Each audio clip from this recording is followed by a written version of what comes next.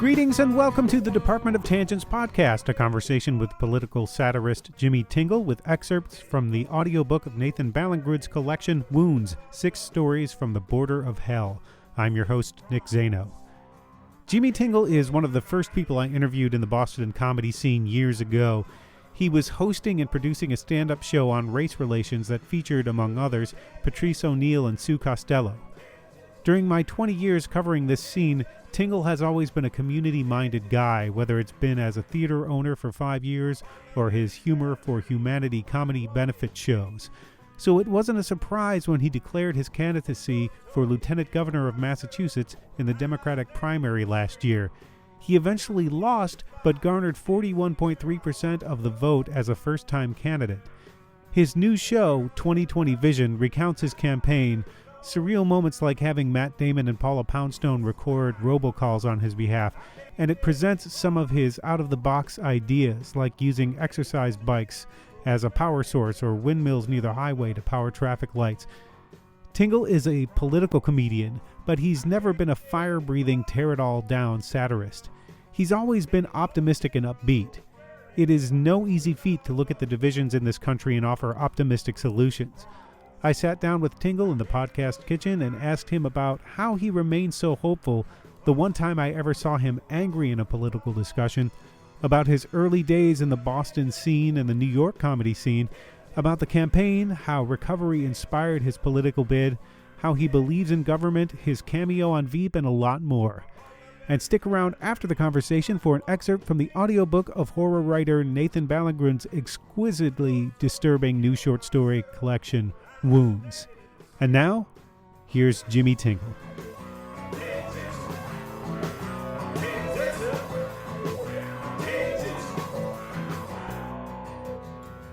So would you ever write a book? You've had quite a history. Yeah, I would. And I've been thinking about, as I started to do this show, you know, you do the show and you're trying to tell a history, but you don't have all the time to tell a history. And I don't really want to repeat old material. I think a lot of the material is still evergreen, even though some of it is just, I was listening to the Tonight Show set recently, and so much of it is relevant. And Conan O'Brien's set with immigration and parking, it's relevant. I've been posting them on Facebook. I've been posting, I was doing some Throwback Thursdays on Facebook, on my business page. Anyway, got a lot of reaction. But it's relevant, you know, so I think writing a book will allow you really to do it more of a deep dive, obviously, a deep dive. It doesn't have to be a show, doesn't have to be performed. I don't have to get a theater, I have to have a producer, you know, just to focus and set aside time and focus and prioritize it and get it done. Well, it'll allow you to not have to get a laugh. Which I wondered about that dynamic. You ran for lieutenant governor in 2018 in Massachusetts. Out on the campaign trail, your instinct as a comedian, did that help you or hurt you? It helped me greatly. It helped me greatly. And it was liberating not to have to get a laugh. But the people often expected it. You know, I think initially they did. You know, when I'd go into these town committee meetings, it would be like, you know, they had seen my shows, or they had, you know, they were smiling usually. And they're not always smiling for candidates, but with me, they were just, you know, kind of like, oh, we got the comedian here, you know, because that's how they know me. But then when I start to talk about why I'm running and the seriousness of it, that was, I think, compelling for them, and they and it connected with the audience. So they weren't expecting me to be funny after that. But a couple of jokes or a couple of observations, if it advances the story, is fine. You're not going up and doing a tight five, you know, to open up your thing. But you would have the instinct if something comes up to make a joke. I'd imagine every once in a while maybe you'd have to say, "Yeah, this isn't appropriate here. I have to choke that back for a second." I think there was probably some instances like that. Yeah. but for the most part, I was really trying to overcome the perception that it was serious, or that it wasn't serious, that it was not a publicity stunt, that it wasn't, Pat Paulson runs for president, that it wasn't Jimmy Tingle for president, the funniest campaign in history, that it wasn't that. Right, because you've done that frequently. Yeah. You had other shows, Yeah. Jimmy Tingle for president. In 2008, 2012, actually 2000, I did it. It wasn't called that. It was called Jimmy Tingle for president. In 2000, 2008, 2012, 2016, I would update it and do it again. It was fun.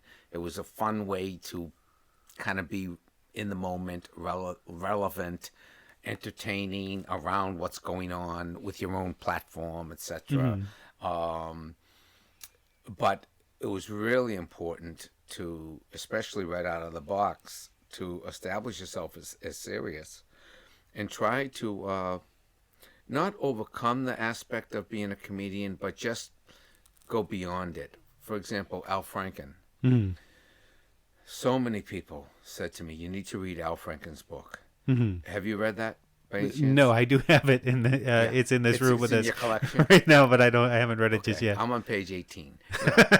No, I read most of that. I read it until he resigned, actually, but his whole thing was he had to overcome Saturday Night Live and being a comedian, and his instincts initially were to be funny, but he also went to Harvard, and I don't know if he went to Harvard Law, but I know he went to Harvard undergrad, and his campaign said, listen, you need to, but he was an activist. I mean, he had helped on campaigns, he had been active, and they said, you need to put Saturday Night Live in the rearview mirror, and you need to focus on your academic credentials at Harvard, and you need to focus on your activism, and you need to focus on the things that you've been doing and the serious. And he went for many, many years without trying to be funny or without being funny. And the only time I saw him funny the whole time that I can recall of Al Franken's Senate career was at the convention when he was up there with Sarah Silverman. I don't know if you remember that. It was a pretty cool scene. With Sarah Silverman and Al Franken. They were trying to quiet the Bernie people down at the convention when Hillary was getting the nomination. And he was out there and he was funny. And, he wasn't just funny, but he started to lighten up after he had the credibility of being a senator. And so I was trying to do that from the beginning to really, just people want seriousness. And the other thing that was challenging is because of Trump, people did not want, I think a lot of people did not want an entertainer. It's like, we got enough comedian. We got a comedian in the White House. We don't need anybody else. We don't want an entertainer. We want, in some people's minds, we want, serious. So there was even more reason to be serious. And the book is Why Not Me, right? The name of the book was Al Franken, Giant of the Senate. Giant of the Senate. Yeah. And I think he was thinking about running for president. Well, one of the things I thought about when you announced that you were running was all of the wild stories I heard and I keep hearing about the Ding Ho days. And is somebody going to bring something up? You've been in that situation. You would have, is somebody going to bring up guilt by association of all the stories of people doing coke off a piano or whatever? Are you worried about somebody bringing that up? I wasn't worried about bringing that up. One of the reasons I was running is, I don't know if you've heard it in the stump speech, but during the 80s, I lost 3 friends to alcohol and drugs. I personally was going downhill in a big way because of that, and primarily alcohol, but drugs were involved as well. But anyway, so I'm going down, and I just felt like, I need a change. So I started calling places for help, detoxes, rehabs, treatment centers. I would get the runaround. There's no beds. There's long lines. Call back next week. You don't have insurance. I called the Cambridge City Hospital. They had a partially federally funded program called Cahill 3 at the time. This is 87, the winter of 87, around December. And I said to the guy who answered the phone, I really need help. And without missing a beat, this man said, you called the right place. Mm-hmm. And I went into that place. I stayed 7 days through Christmas 1987. I got out. I moved to New York City. All I did was focus on stand-up comedy and recovery. That's all I did for a year. And things, turned around professionally, personally. A year later, to the week, I went on the Tonight Show with Johnny. The other guest that night was Bob Hope. It was pretty wild, in December of 88. But anyway, so that was part of, I was running in large measure to hopefully create opportunities for other people who were trying to get sober. So my idea was, whenever anybody in the state of Massachusetts picks up a phone and reaches out for help, the answer on the other end always should be, you called the right place. So that was kind of the most profound change, or my most profound relationship with government working, other than public schools and all public streets and all that, but on a personal level. And so I never really worried about that aspect of the ding ho or wild parties or things like that. Plus the bar seems to have been set Yeah. pretty low. Yeah. in Yeah. fact. I mean, and there's been so many people, but so I wasn't that concerned about that, because it was part of it was like, well, that was whatever 30 years ago, and this is a new time, and I'm a different person, so I wasn't that concerned about that. But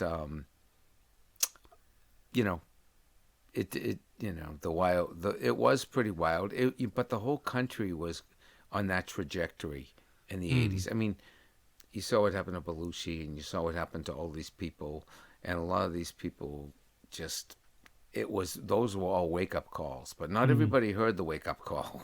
Right. But I heard the wake-up call, not because of Belushi, but when, people are overdosing or, dying or going to jail or alcohol and drug-related things, then that was like, to me, oh boy, I got to get off this particular path, because this is going nowhere. And I met a guy I met a fellow comic who said, your problem is alcohol. He said, if you ever got off alcohol, you could really do well in comedy, And so I paid attention to that, and I took his advice. And that was a big change after that. It was for a you? huge change, yeah. What was it that you found you could do that you couldn't do before? Well, you're not running with ankle weights on. You got you're in your way. You're on stage. You're clear-headed. You're on time. You're not slurring, or or you're not hungover, or you're just present. The ability to read, and or the desire to read and to write and to perform, and the energy level is different. You're saving money. You know where you were. You know where your car is. All these things that are just just the negative downside of too much alcohol is just it just affects you so much. So anyway, all of those things, you just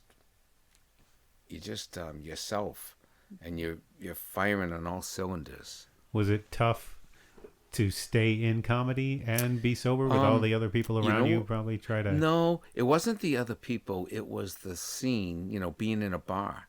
Being in a bar was really hard. I felt. And you started out as a bartender. Yeah, in a dingo. yeah. And you had to work in them, and I had to get out of them as soon as my set was done. I just got out. I just left usually. And trying not to put myself in vulnerable situations where, you might be really tempted and just say screw it, Did you become everybody else's designated driver? Because Bobcat Goldthwait told that story on stage. He was here with Dana Gould about hitchhiking with no pants on and winding up in jail in Watertown. And he said you were the guy who picked him up. Yeah, he had stayed at my house that night. Bobby and I worked. I think we worked at Nick's that night together, and we both went out after it, and we were hanging out and partying, and he stayed at my house in Watertown. And I woke up in the morning, like 8 o'clock in the morning. He was gone. So where'd Bobby go? And then I think the police called about an hour later or 2 hours later, and they said, "We have your friend Bobcat Goldthwait down here. Could you come get him out?" It was like $10 to bail him out or something. And and then he went back that night, and he quit drinking like in a short period after that, within a few weeks or a few months, as I recall. Yeah. But yeah, so it's things like that, But did you become that guy that everybody called now because you were the guy who was sober and could do it? Probably. But I don't even know if I had a car at that time. It didn't matter. You were sober. Yeah, right. You could find a car. Exactly. But going to New York was dynamite because you're down there, and it was a scene. When I got there in '88, it was Colin Quinn and Seinfeld and Chris Rock and Carolyn Ray and what's her name? Just a lot of people. Brett Butler was down there, and people that are still very, very formidable. Just a ton of people were there at Catch a Rising Star. And so you get to meet with work with all these people, and Larry David. Larry David was doing sets, and he was a great comic. He was a comics comic, and he would do sets, and not always the people got it, Right. So the audience didn't always get it, but the comedians were cracking up. We were cracking up at him. And but anyway, he was there at that time, and I guess he had started earlier than most of us. I think he started in the late '70s. I'm not positive, but when it was not a real mainstream thing, when it was much more of a boutique kind of art form. So he would do really well when these from this is what I've heard. I wasn't there. I didn't see it, but he had kind of a more esoteric act. And then as it became more popular and more people came, and it was harder to have a really smart or kind of offbeat act for a lot of people, just mainstream, So that's when it was just more high energy performers did better usually. But that was a cool scene. Well, by the time you got to New York, what was your act like? Had you already been working as a satirist? Because you didn't necessarily start in that. No, I didn't. But what was interesting, Nick, is that I didn't even realize I was doing political humor. I was just doing what was in the news. I was just doing what came kind of naturally. And in '88, right around, let's see, it must have been probably the spring or early summer of '88, as the 1988 presidential campaign heated up, and Jesse Jackson was in the race, and Dukakis was in the race, and Bush 1 was in the race, the dad. A&M wanted to make a comedy album, a political comedy album. And so they started to audition people in New York for this album. And I was just doing what came kind of naturally, what I was interested in. I think most people get into political humor because that's what they like. They like politics, or they like talking about it, and I did as well. And that's when the audition came out, and they took Barry Crimmins, Randy Credico, Will Durst, and myself. And out of all the people in New York that they auditioned, and they probably only auditioned 10 people. There weren't a lot of people doing political humor, maybe 10. And so we got on an album. We got on this album. And so all of a sudden, you're kind of a political comic, But I didn't really consider myself a real political comic at the time. But I did politics, I did things that, I was doing stuff on immigration back then just because it was in the news. And so in that respect, it was perceived as being political. It's also very surreal to hear Randy Credico in the news. Yeah. after knowing him as a political comic. Yeah. And an agitator, hearing him involved in straight news and hearing his the source for our information was Randy Credico, I almost I know. pulled I almost crashed the car. Wait, Yep. what? Yep. Yeah. We had some funny times, and so it was me, Durst, Cremens, and Credico on the album Strange Bedfellows. You probably have it someplace. Yes, here. it's Yeah. within 10 feet of you. All right, good. right now. Good. But anyway, so and the other thing is that's how I get into the one person shows, because once I got sober, reading more, paying attention more, my act just took a more, I wouldn't say serious tact, but I just did more and more of things that I cared about or that was in the news, and just evolved that way. And one of the ways you could be successful for me was to get out of the clubs, get out of the place where the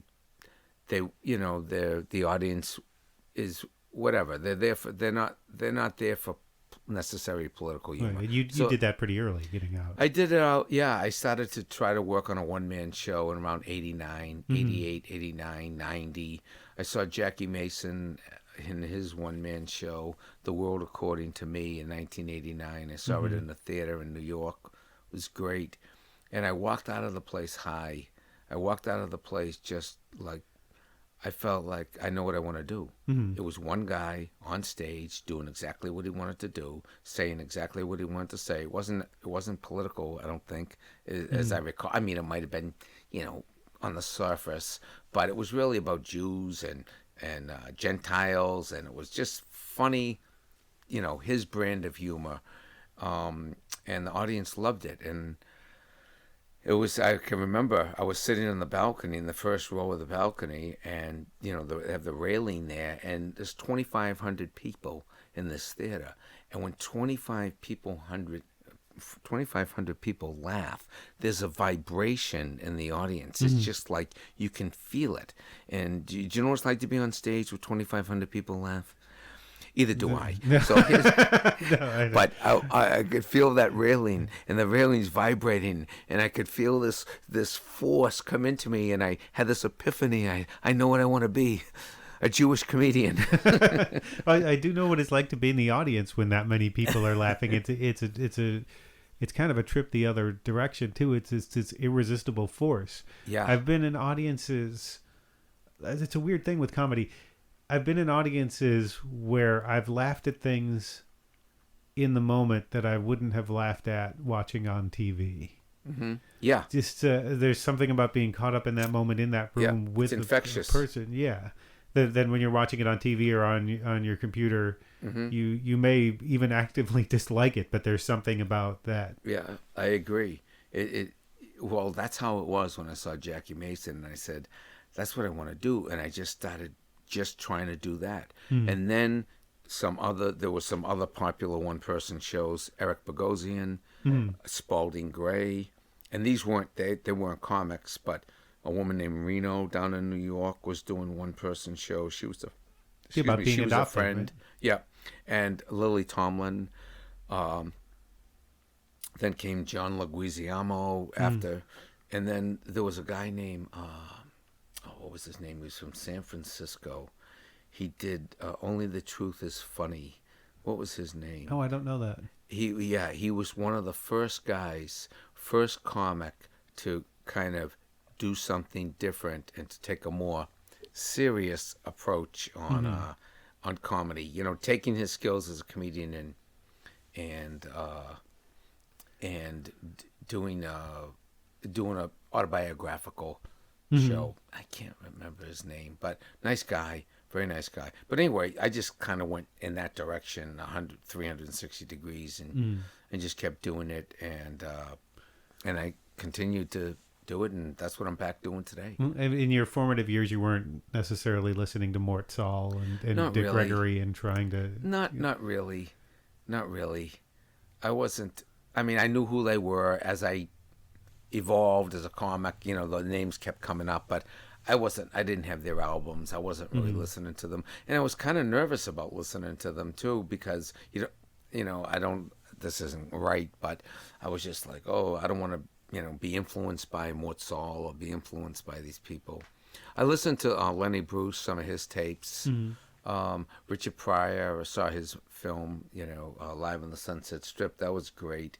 That was when I was in Boston doing stand-up. That was great.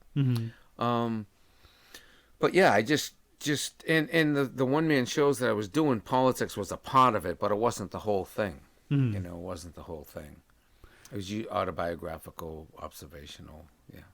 And you wound up having a unique voice as a satirist because you're not the fire breather. You're not the Bill Hicks, Vishnu the Destroyer mode of political satirist.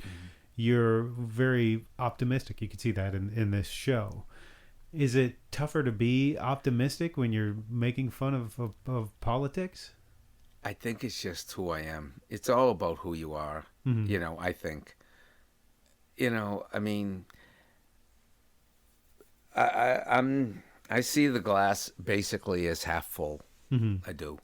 I've been very fortunate in my life. It's just reflected in my shows. And it's also, I think, important, especially now, that I'm trying to grow the pie. I'm trying to grow the audience, not only grow them for my benefit, but just in terms of bringing people in rather than pushing them out. Psychologically bringing them in, and it's not contrived, but it's just like if you're going to have a conversation with somebody, if you're trying to persuade a family member around a table, if you start just demonizing what they believe in, it's going to be very hard to for them to say, you're right. You're right. I'm an idiot. Why haven't I been listening to you all these years? Oh, somebody said it. I think it might have been. I know Lincoln said this, but it might not be him, originated with him. But he said, you catch more flies with honey. You catch more flies with honey.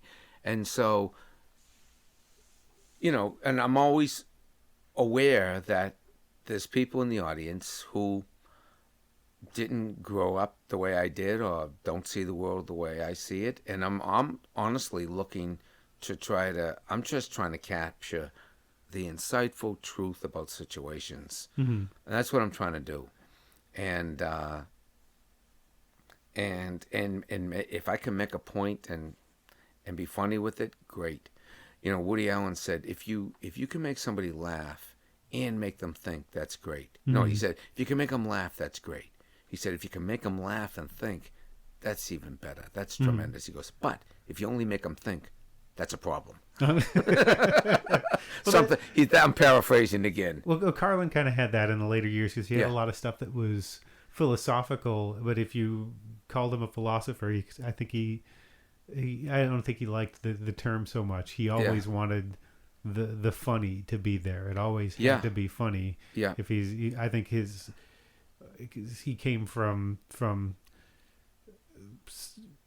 when he was starting out, he was a kind of a gag guy. So I think he never lost that instinct to it. He was doing, JFK impressions and that instinct I don't think ever died in him, and it would be death to just be considered a philosopher and not a comedian to him. Right. And that's really important. It really is.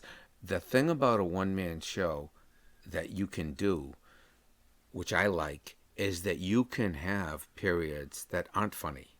If you're in a comedy club, okay, and you're the headliner, my job is to deliver laughs in that scenario. But if you're in a theater and you're doing a one-person show, let's just say it's the life of George Carlin, for argument's sake. If George Carlin's doing a show about his life, and he wants to talk about, let's just say, a divorce or a death in the family, or rebounded from drugs, and there are serious moments in it, it doesn't diminish the show. It adds to the show. If you're in a theater, if you're in a comedy club and you start talking about that your wife died or whatever, and you go 5 minutes on the funeral, people are gonna be going, what are we, what are we watching? This is a comedy show. But if you're in a theater, you have a blank slate, and people want to be challenged, and they want different moods, and they're used to that. And that's why I gravitated towards theater. Jackie Mason didn't do that when I saw him. He was doing straight stand-up, although at the end he was a cantor also. And his brothers are rabbis, I believe, and he came out and sang at the end. He came out for an encore and sang a cappella, beautiful, I guess, hymn, or I don't know what the right phrase is in the Jewish religion, but it was beautiful, you know, and it was, but anyway, that was the most unusual part in a theatrical sense of his show. He was basically doing jokes and funny original things that he had been doing for 30 years in the Catskills. So that's the nice thing about doing the theaters. That's why when you saw the show the other day, I'm just working it out there. Right, at the comedy studio. Yeah, and I'm working that out, but I'm doing it on June 25th at the ART, the Oberon Room at the ART in Cambridge, the American Repertory Theater. Which is a great room. They do a lot of burlesque shows and the donkey show is there, and I've seen some wonderful, strange and wonderful things in that room. I walked in there and I said, oh my God, I got to do a show here. And I was asked to do something for a political thing about 3 or 4 months ago, 6 months ago maybe, and I walked in there and go, I got to do a show here. Turns out the head tech person, or one of the head tech was a tech person in my theater, Jimmy Tingle's off Broadway, and they got all the bells and whistles. They have a professional staff. They can do the videos. They can do all this great stuff, and it's a theater, so you can do. You know, you can be serious. You can talk about, you know, going to rehab, or you can talk about that stuff, and they're not going to bum out. You can do a serious platform. You talk about my political platform, running for lieutenant governor, and they're not going to bum out. It's like part of why they're there. They want to hear the serious stuff. Well, it's really good for comedy, I think, because it's a theater that looks like a club. There are tables, there's a bar in the back, and it's this giant sort of open room, and there's a balcony in the back that some shows have sort of used as a prop. So it does feel like you can kind of do anything you want in that space. Exactly. And they do dance. They, like you said, they do theater. They do burlesque. Apparently, they do the donkey show. Yeah. But I just loved it. So I'm excited to be there on the 25th of June. And you're doing stuff on the Cape too, in Wellfleet. Yeah, I'll be doing Wellfleet on the 21st. I'll be doing Wellfleet on July 13th. I'll be doing Wellfleet, I think it's August 23rd, I think it is. I'm doing TCAN, the Center for the Arts, in Natick on the 24th of August. I'm doing Cotuit, Center for the Arts, on the 22nd of August. I'm doing the Chelmsford Center for the Arts June 15th. These are just off the top of my head. You're taking the show to New York eventually, right? I hope to. You know, it's always tricky when you say you're bringing a show to New York, because this is something I've been hoping to do since I was in New York and back in the 90s. Is when I lived in New York, it was much easier to do a show there. When you got to move to New York and get it off the ground and find a producer and the enormous cost of doing it. You know, in the best case scenario, yeah, I'd like to be doing a show in New York off Broadway. By the way, did you see Colin Quinn's show? I haven't yet, but I do want to see it. I love talking to him. He's yeah. I went to see him. He's a friend, but I went to see his show in the Village, and it was great off Broadway. And then it was on CNN a couple weeks ago. Yeah, about a week ago, and that was great. And we're in contact with each other, and congratulated him with it. And he donated to my campaign. Him, Dennis Leary, Paula Poundstone. It was nice getting the support. Gary Gallman did an event for me.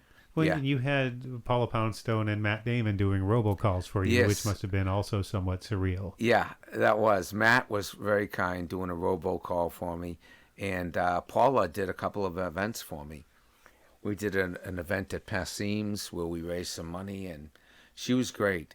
It was so nice. You know, in retrospect, one of the things I wish I did with the campaign, and I wanted to do it, But the people that you're working with on a campaign, they're not entertainment people. And so the idea of doing a series of shows around the state is not something that like resonates with them. You know, I mean, you know, like fundraisers, you know, it's just a lot of work to do a fundraiser. Anyway, I wanted to do more of that. But it just it's a heavy lift to get it off the ground. Well, it seemed like there was a lot you weren't expecting. There's a part in the show where you talk about having filed for your intention to run, and then you're at CVS. Yeah, Walgreens. Getting Depends for my mother. Right? Yeah, for your mother, and you start getting press inquiries. Right. I got the day I filed, I got a call from the Globe.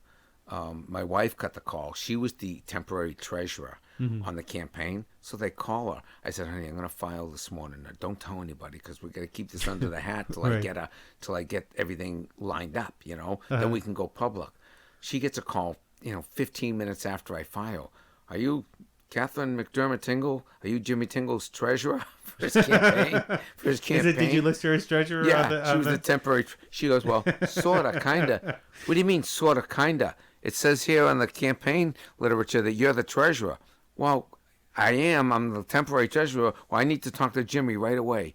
Well, he's not here. Well, you got to tell Jimmy to call me right away because we're going to press with this. He's running for lieutenant governor. She says, I told her, please don't tell anybody because we have to get our ducks in a row. Anyway, and then he called me and he says, Jimmy, you're running for lieutenant governor? I said, well, yes, I am. He goes, what are you, nuts? Well, see, you're used to dealing with me writing for the Globe. I'm Kid Gloves.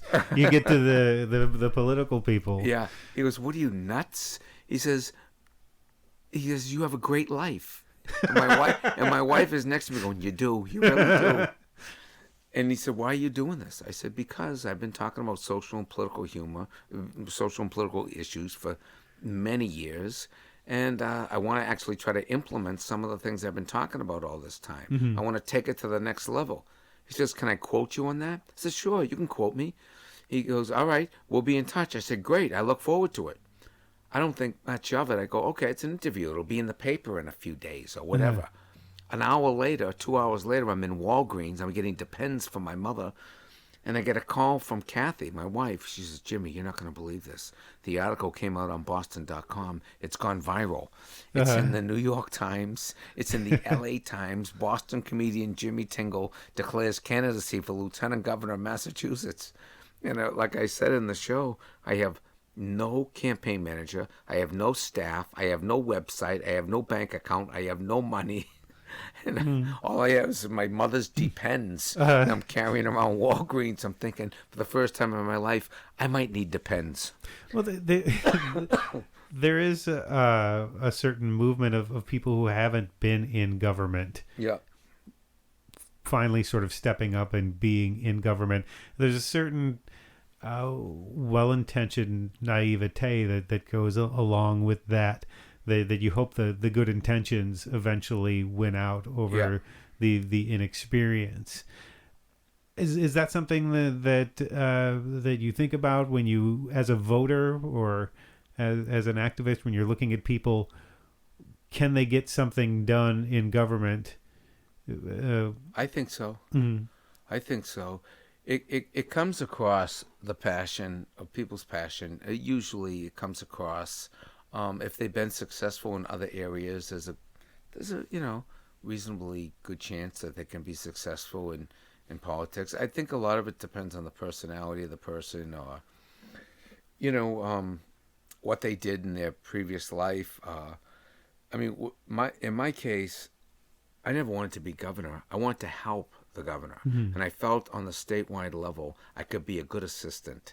Mm-hmm. I could be a good liaison with the cities and towns. I like people very much. I like, when I had the theater in Davis Square, Somerville, one of the best things about it was you're working with all the restaurants, you're working with the Chamber of Commerce, you're working with the mayor's office.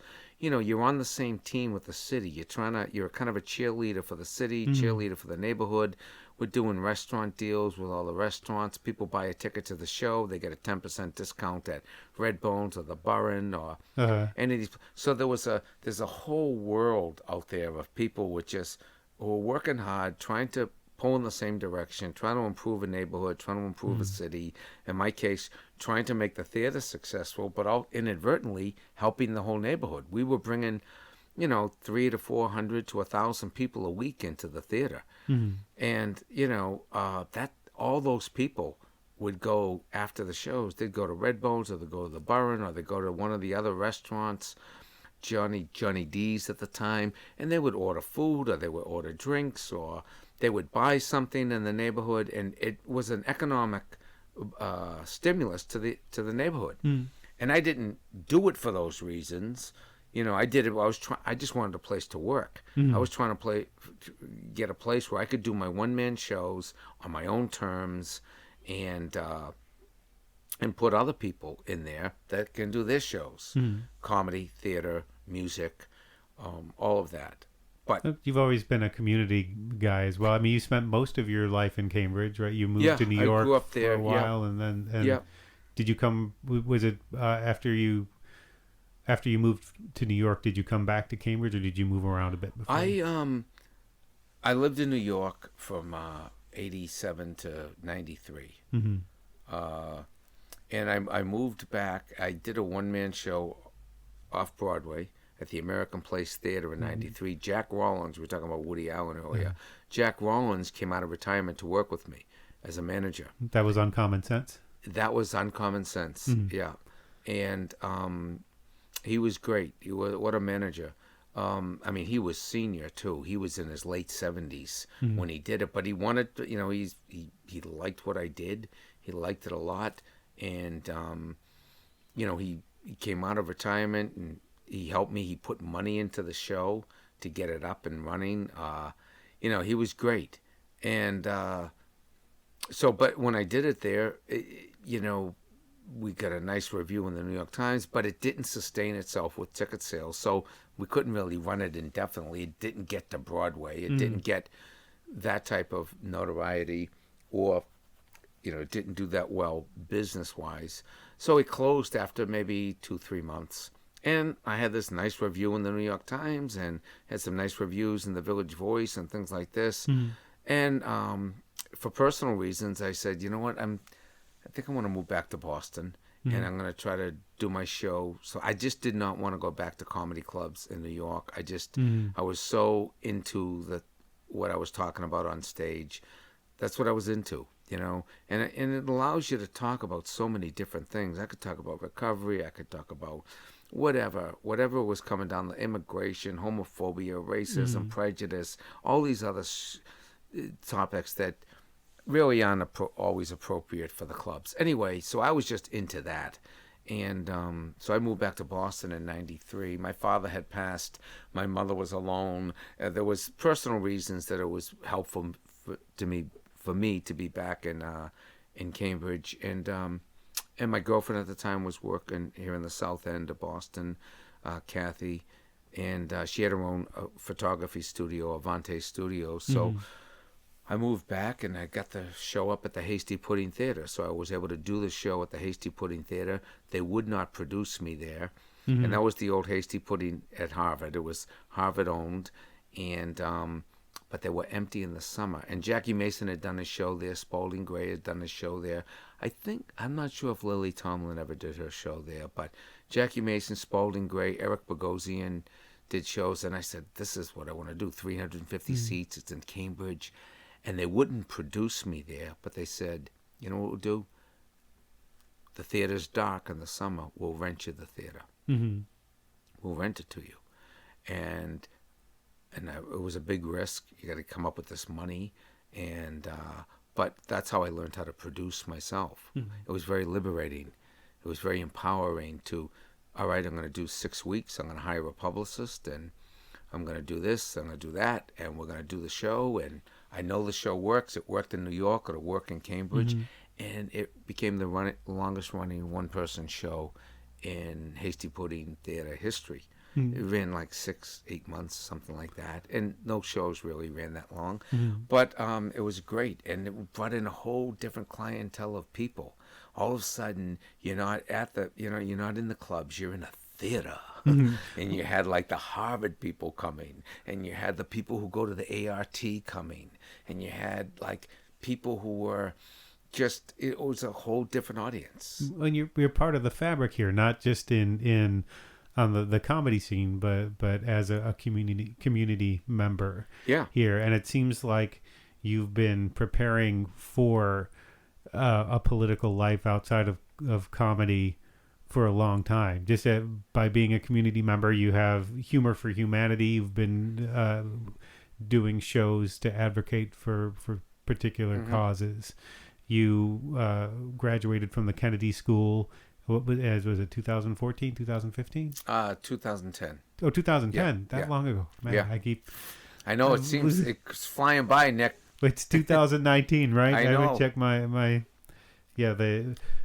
But you're right. Went back to school, and after the theater closed, went back to school. Yeah, I've been involved. So that's what. So when I ran, in my mind, I wasn't come out of nowhere. It wasn't like Billy Crystal running for office.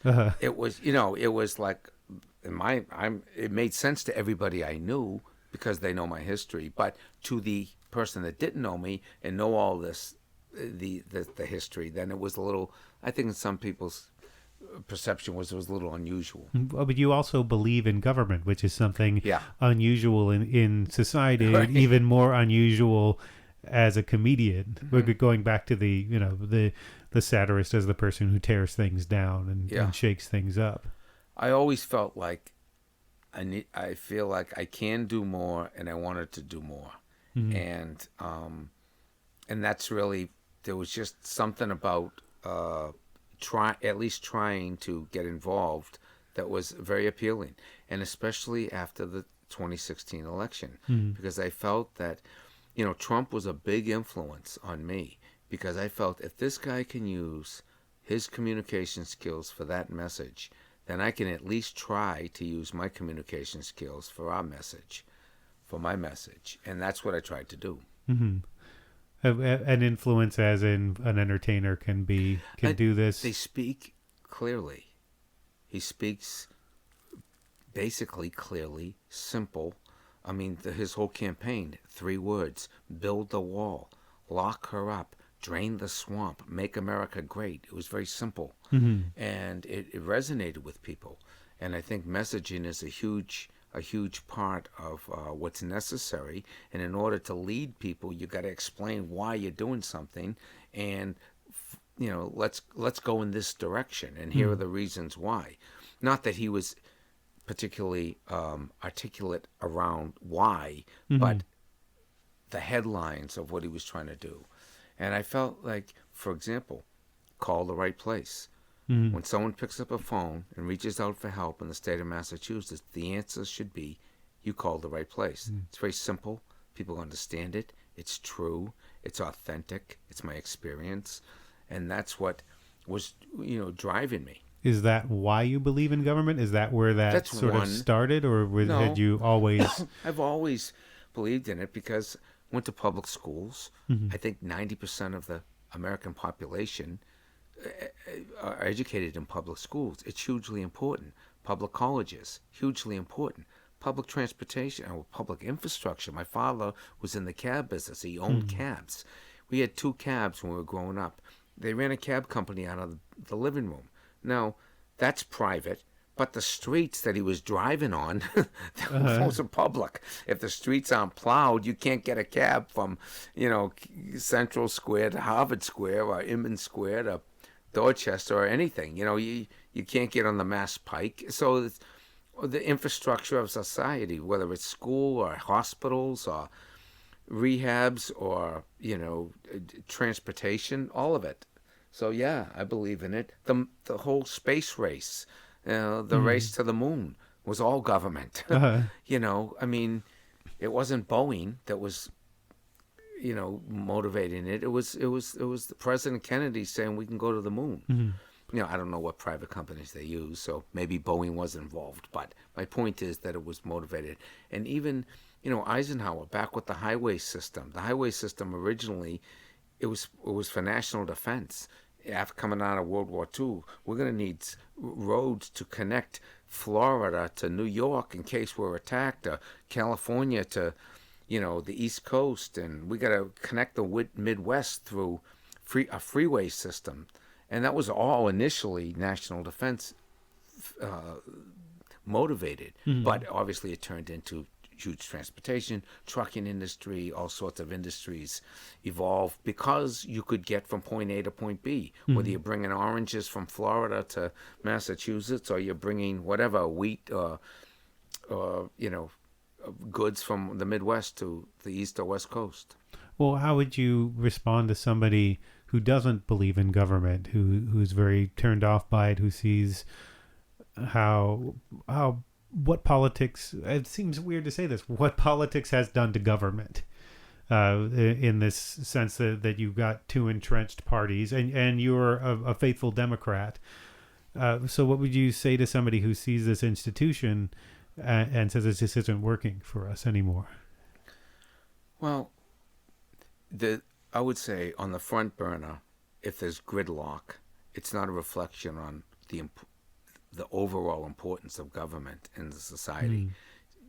Yes, there's gridlock in the society, but still 80% or 90% of the people in the country are going to public schools. So that's all has to work. And we have to obviously improve infrastructure. We all obviously have to improve, a lot of things, healthcare, for example.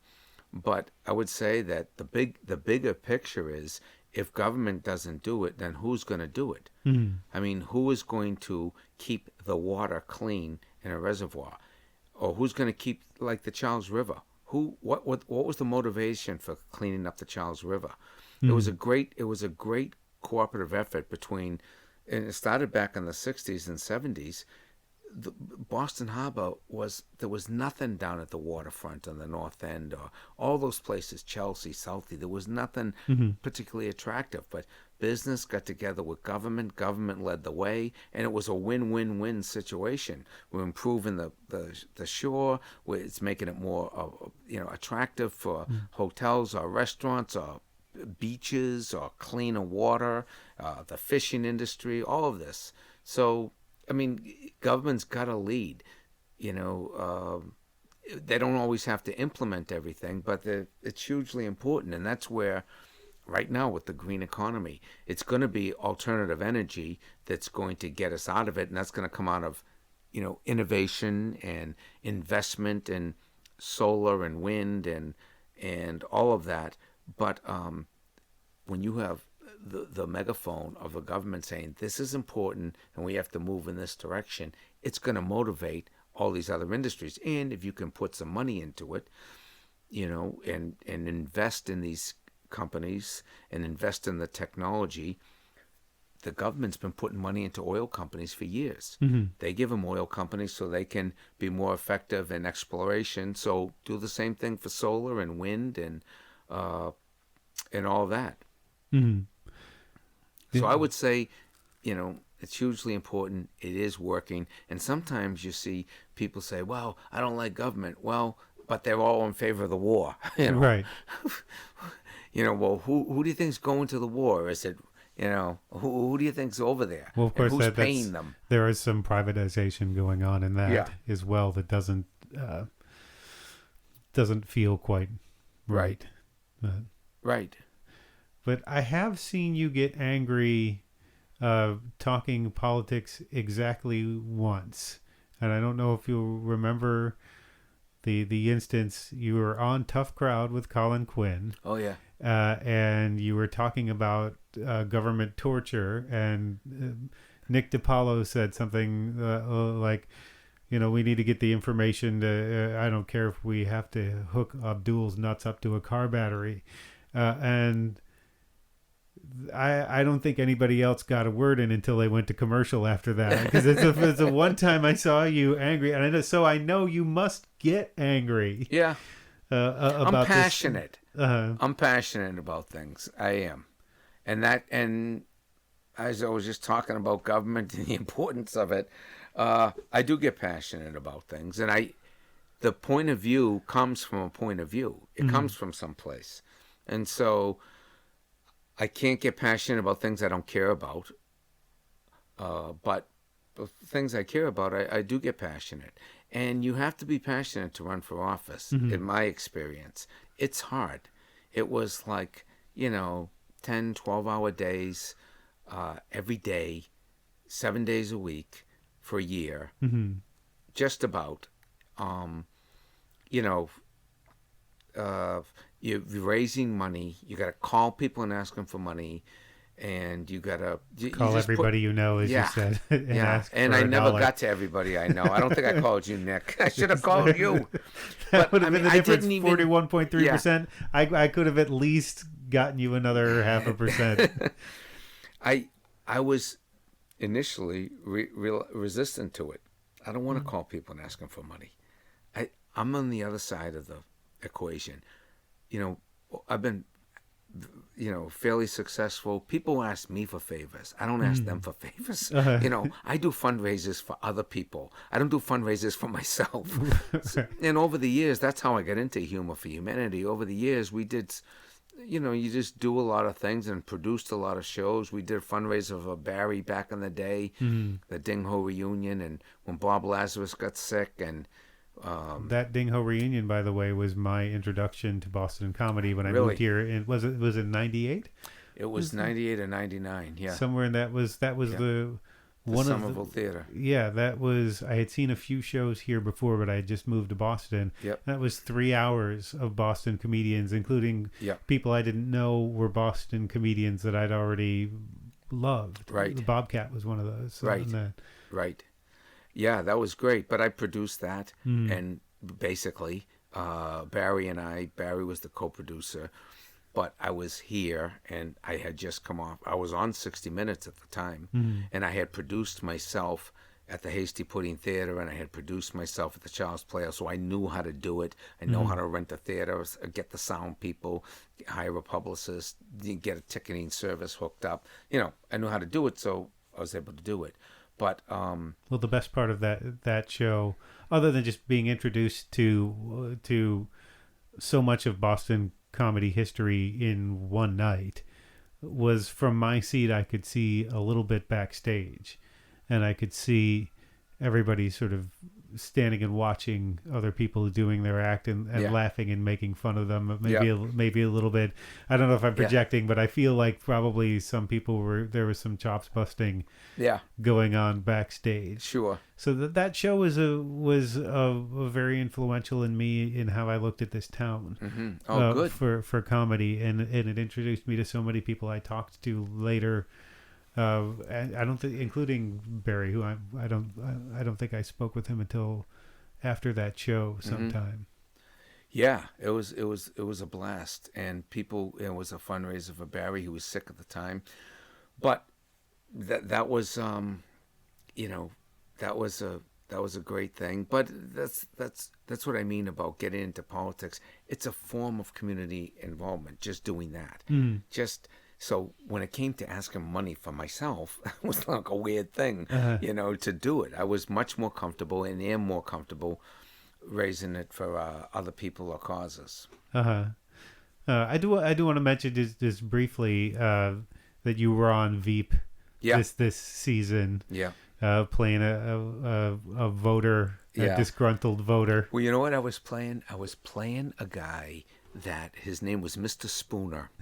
And the scene was that, Selena is running for president, and they were in Massachusetts, and they had, when she was running before, 4 years earlier or whatever it was, they didn't pay the bill. This guy owned a tent rental company, right? And so they stiffed him, right? When they were there before. Now they're back and they want him to put up the tent. And he's like, no way, I'm not putting up the tent. And they say, Mr. Spooner, could you please and then you saw the scene, right? Madam, I'm a patriot and I love this country. Yes, she's saying, yes, you do. I said, but I am sick and tired of people like you, these hoity-toity people coming in here with their la-ti-da attitude, with total disrespect for the working class people of this country like myself. And she's saying, good for you.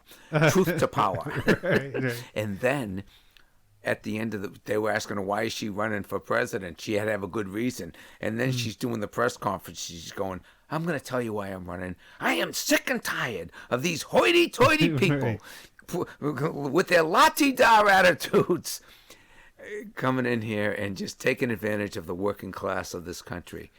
The funny thing about that, or the interesting thing about that, Nick, is that she was about the nicest person I've ever met in the business. Just, I couldn't believe how nice she was. We talked about my campaign. We talked about that I was running. She asked me if I knew Elizabeth Warren. I said, oh, yeah, I've done things with Elizabeth Warren in the past. She really liked Elizabeth. And, so it was very, very, very nice break from the campaign. Mm-hmm. Because I had been to my mother's funeral that morning, the day before, and I had to fly out the day of the funeral to L.A. and do this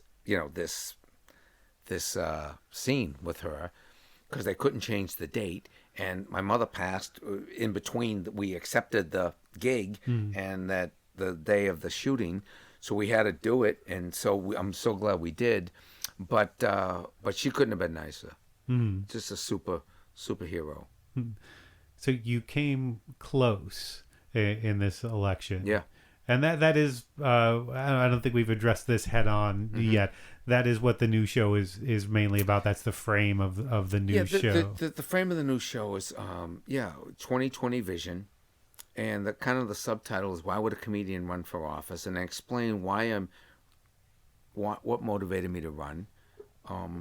And some of the process in running, some of the stories about running, raising money, and just pulling the whole thing together, and then the policy platforms of what's motivating you, what's behind it, and also where do we go from here on a national level. So we try to allude to some of these things in there, in the immigration reform, and broaden the definition of national defense. And so there's something to look beyond. It's not just looking in the rearview mirror, but it's like, okay, that was part of this, but now we're moving forward as a society, and where are we going, and where's the president leading us, and what can we do, and how can we be involved, and what good is coming out of this administration, even if it's in the reform of maybe our media, or maybe some reform of our society. Well, you got 41.3% of the vote, and that was, considering you were running against a guy who was the great grandson of Teddy Roosevelt, who was an Obama staffer. Yeah, he worked for Obama. He was in the White House. Yeah. Yeah, and considering that, and he worked for Elizabeth Warren, and he worked for and he's a great guy, and we got along very well. He worked for Maura Healey. Quentin Palfrey is his name. Yes.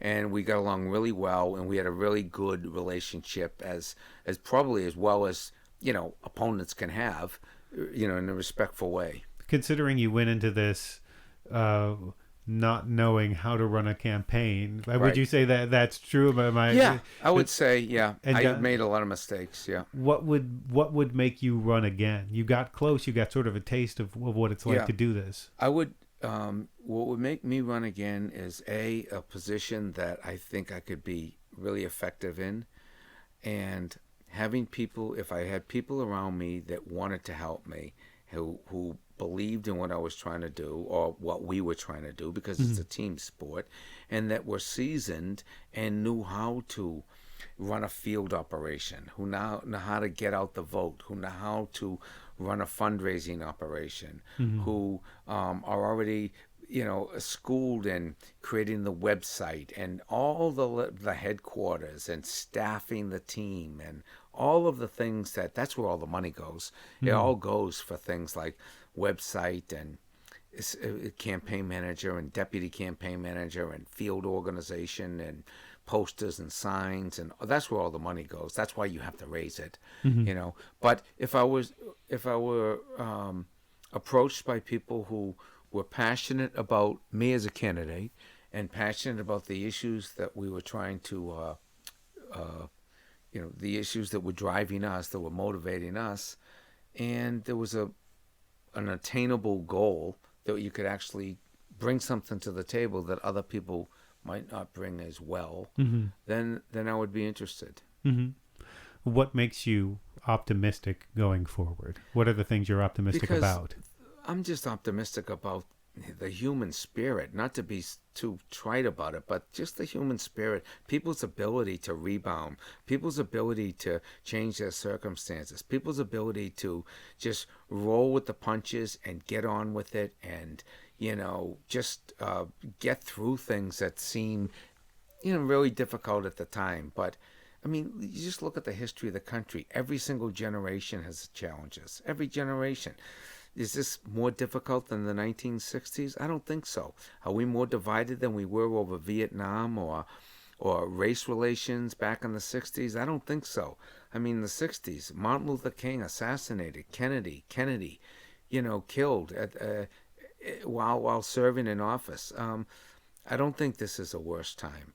I don't. And I think that we get through things, and I think that you look at the Civil War where people literally killing each other. 600,000 people killed in our own country only 150 years ago, whatever it was.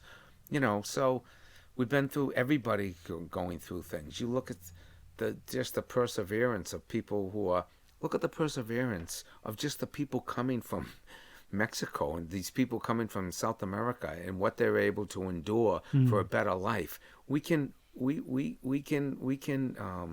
achieve whatever we really try to achieve and put our minds to. We can do in this country, and so I just think it's about people removing obstacles to progress.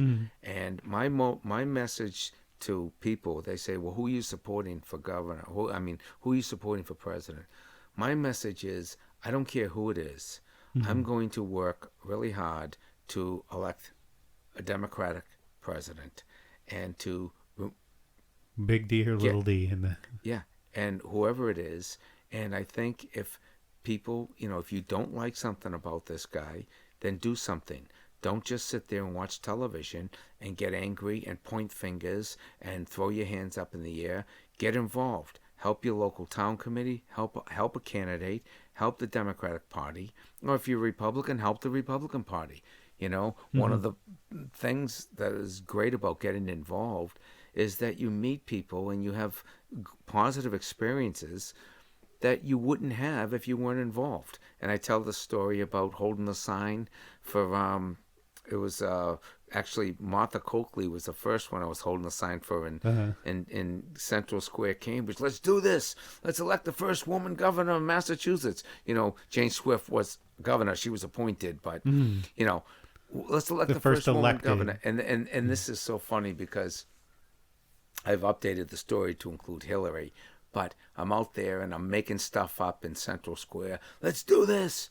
Let's do this. And the kids are, a lot of people not listening to you. They got the headphones on and they're not listening. And I start making things up. Listen, you kids, I did not storm the beaches of Normandy and take on the Nazis hand to hand so people could not vote on Election Day. And they're not even paying attention. They're not listening. I get even more bizarre. Listen, you kids, I did not take a musket ball to the knee at the Battle of Bunker Hill so people could not vote on Election Day. And this kid comes up to me, about 19 years old. This is absolutely true. Dead serious, looks me in the eye and says, "Thank you for your service." And I know we're all getting older, but 241? That's a reason to be optimistic and pessimistic at the same time. And I think the current administration may end up ushering in a lot of reforms around the media, around voting. But we got to rally, and we got to get. I know I'm sounding like a partisan here, and I am, okay. But if you don't like something in the society, then you have to change it, or you have to at least try, or live with the consequences of not trying. And so, where's the best place for people to find out more about the new show and what you're up to? JimmyTingle.com.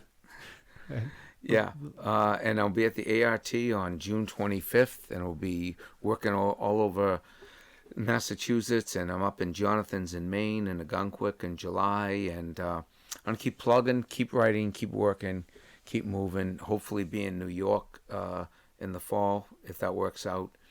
but hopefully get back on television, maybe do another podcast, maybe get back on TV, get back on radio, maybe write a book. We'll see. Right, that's where we started with all the books. Yeah, possibly. Around us now.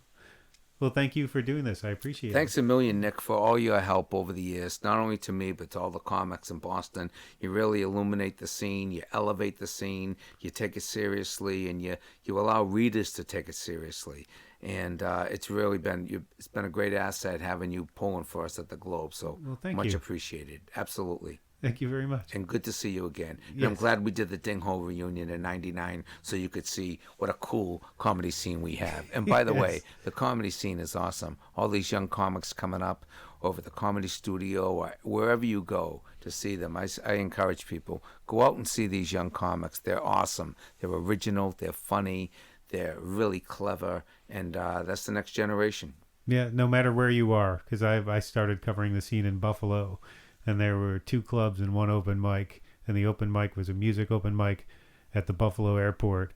And there was only one other guy. There were a bunch of comedians and one guy playing Leonard Skinner covers. And whenever he got up, people would pay attention and cheer. And whenever the comedians got up, they would look back at their drink and stop paying attention. So it's you as the audience serve an important role in making sure that people... that they have a livelihood and they want to pursue the arts, and they also don't just get depressed and stay in their house all the time. That's right. And Boston has such a great reputation for comics. You know, I was on with Dennis Miller a few years ago. I was on his radio show, and he was just raving about the Boston scene back in the day and all the great comics that have come out of here. And it's just something about this area. You got the influence of the schools, you have the sports influence, you have the history, going back to the Pilgrims. You have all this energy and brains and talent coming together in one place, and the people are funny. You got your regular people who live here, and they're funny, and we're really fortunate. Oh, yeah, every once in a while, I'm interviewing somebody. Even somebody that's like a huge name. They'll say, "Hey, do you know Don Gavin? Yeah. Do you know Lenny Clark or Steve Sweeney or whatever right. it is?" It's just fun to hear those names coming out of Jon Stewart. Years ago when I interviewed him, I think when I interviewed him for the Phoenix when I used to work there, mentioned Gavin and Sweeney. Yeah, John. I met John. John opened for me. We did a show together in Western Mass back in late 80s, early 90s, and it was a lot of fun. He was just starting. He started a few years after me. I was probably doing it like 3 or 4 years. He was doing it like, 1 or 2 or something. But anyway, yeah. So it's a great scene, and we're lucky. We're lucky to have it, and we're lucky to have you advocating for us, Brother Nick. So thank you. Oh, thank you. An arrow to the head isn't always a trick. Thanks again to Jimmy Tingle for sitting down with me for this conversation. You can find out more about where he's going to be and what he's up to at jimmytingle.com. And if you enjoyed this or any other episode of the Department of Tangents podcast, please consider giving us a positive review or rating or subscribing on iTunes, Stitcher, Radio Public, Google Play, or wherever you get your podcasts. You can also find the Department of Tangents on Spotify and YouTube, and you can also visit the blog at departmentoftangents.com. I am very pleased to present you with this week's featured tracks, excerpts from the audiobook of Nathan Ballingrud's latest collection, Wounds, 6 Stories from the Border of Hell. Ballingrud has a remarkable imagination and a delicious vocabulary. Take the subtitle seriously. These are lovingly rendered tales of the horrific. Severed heads with lolling tongues that induce a feeling of violence in anyone around them, angels who tear apart their hosts to be born into this world, and child-eating ghouls. And about that last one, you may have heard rumors about Jonathan Wormcake, about how he and his friends attacked the Coldwater Fair in 1914, what he does up there in that mansion, about how the children are drawn there by ghastly visions. Some of it is true, but Wormcake is dying and he'd like to set the record straight on a few myths about ghouls and how the Skull Pocket Fair came to be before he goes. And that brings us to the beginning of Skull Pocket, one of the 6 stories in Wounds. Ballingrud will be the guest on next week's episode, and you can find out more about him at nathanballingrud.com or on Twitter under nballingrud. Audio excerpts are courtesy of Simon & Schuster Audio from Skull Pocket, read by Danny Campbell, and the compilation Wounds by Nathan Ballingrud. Copyright 2019 by Nathan Ballingrud. Excerpted by permission of Simon & Schuster Incorporated. This first excerpt sets up the story of Skull Pocket. Jonathan Wormcake, the eminent ghoul of Hobbs Landing, greets me at the door himself. Normally, one of his several servants would perform this minor duty, and I can only assume it's my role as a priest in the Church of the Maggot that affords me this special attention. I certainly don't believe it has anything to do with our first encounter, 50 years ago this very day. I'd be surprised if he remembers that at all. He greets me with a cordial nod of the head and leads me down a long hallway to the vast study, lined with thousands of books and boasting broad windows overlooking the Chesapeake Bay, where the waters are painted gold by an autumn sun. I remember this walk and this study with a painful twinge in my heart. I was just a boy when I came here last. Now, like Mr. Wormcake himself, I am a very old man, facing an end to my life. I'm shocked by the toll the years have taken on him. I know I shouldn't be. Mr. Wormcake's presence in this mansion extends back 100 years, and his history with the town is well documented. But since the death of the Orchid Girl last year, he has withdrawn from public life, and in that time his aspect has changed considerably. Though his bearing remains regal, and his grooming is as immaculate as ever, age hangs from him like a too large coat. The flesh around his head is entirely gone, and his hair, once his proudest feature, is no more.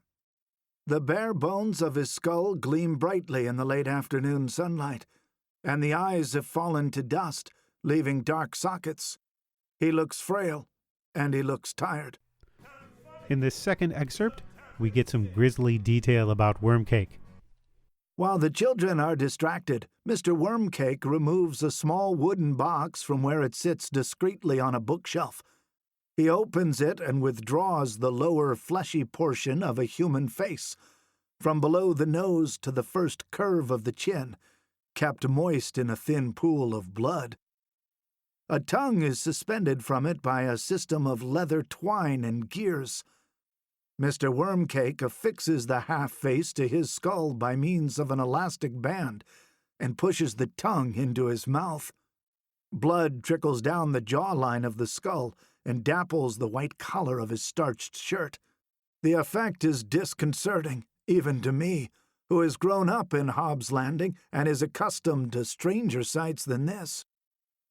Jonathan Wormcake has not ventured into public view for 20 years, since the denuding of his skull, and it occurs to me that I am the first person not a part of this household to witness this procedure.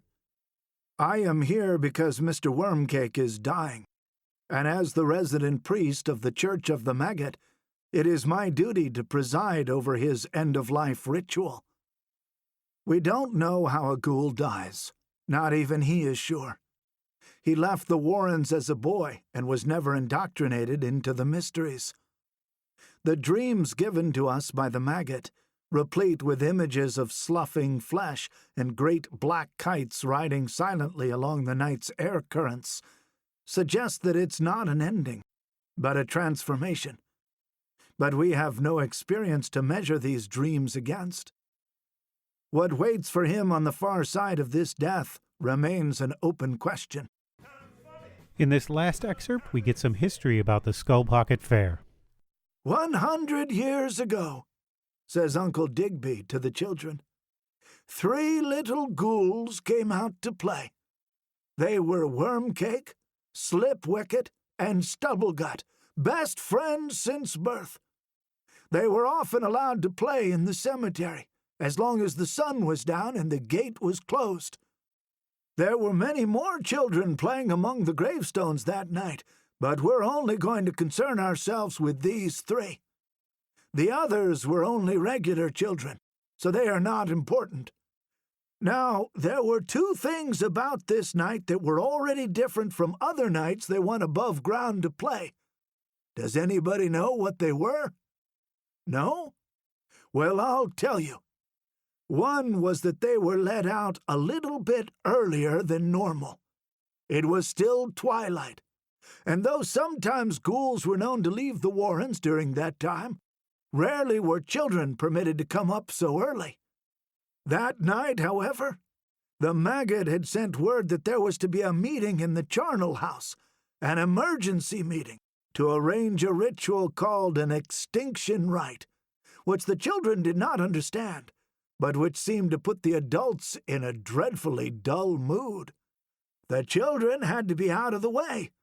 There might have been some discussion about the wisdom of this decision, but ghouls are by nature a calm and reclusive folk, so no one worried that anything untoward would happen. The other unusual thing about that night, obviously, was the cold water fair. Dear Young,